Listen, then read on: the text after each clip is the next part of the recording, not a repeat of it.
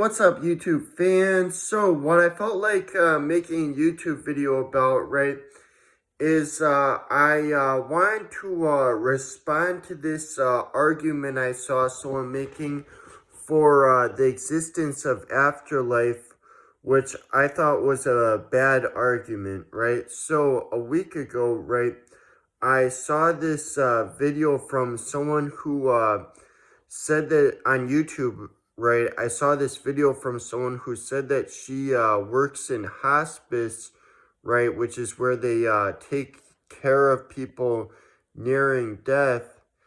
And she said that that it's very common for in her experience, it's very common for people that are nearing death to say that they can see their relatives in the room they're talking to them, their dead relatives, right?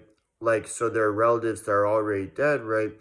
And that she would be in the room there with them, and that they would talk to their dead relative as if they were, like, they would just, like, look over thinking that their dead relative was there and talking to them while she was in the room there with them.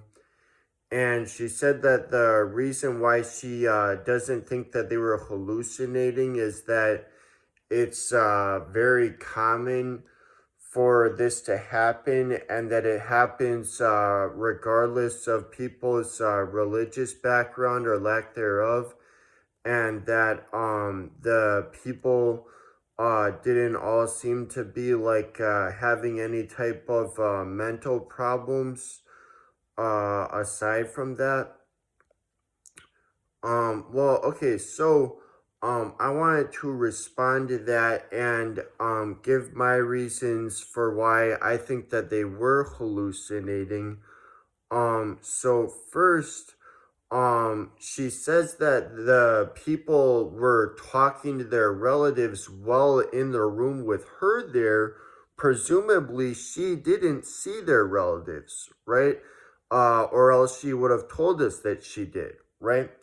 So when someone is seeing something that other people in the same room as them do not see, that's one of the key indicators that what they are seeing is a hallucination, right? You don't even have to come into this with a bias as to whether or not there will be an afterlife, but I think we can all agree, right, that one of the key indicators that what a person is seeing is a hallucination is if other people in the same room with them can't see or hear the same thing, right?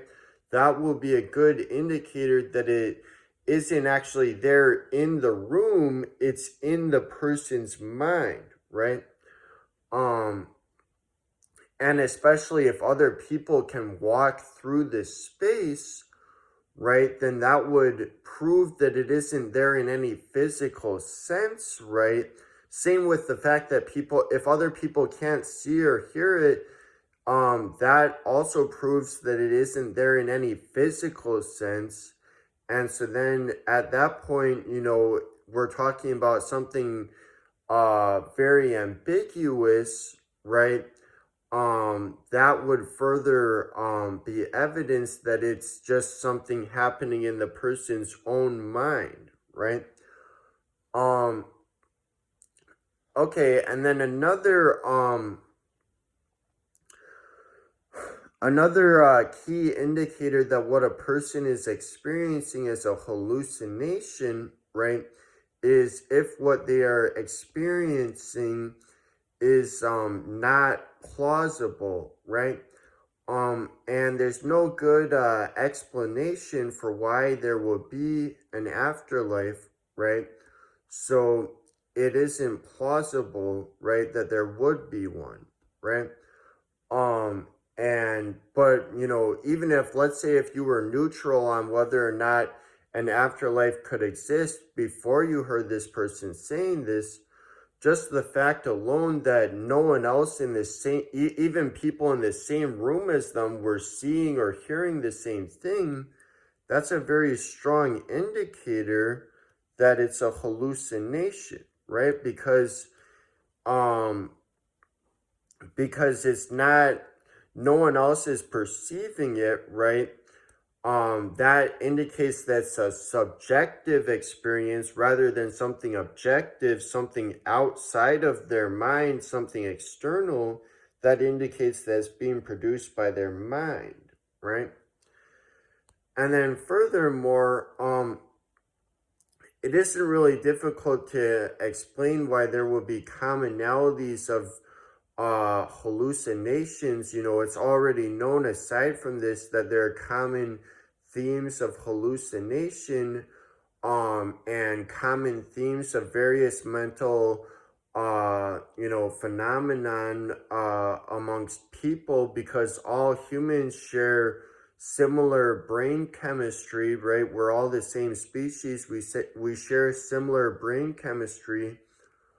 So, and not to mention that it's not, even apart from our brain chemistry, we all grew up, you know, in the same culture, or at least like everyone who lives in the same country, right, grew up in the same culture as each other, and regardless of their religious background, right? So even if they're not religious themselves, they still, encountered a lot of religious ideas, right? And so,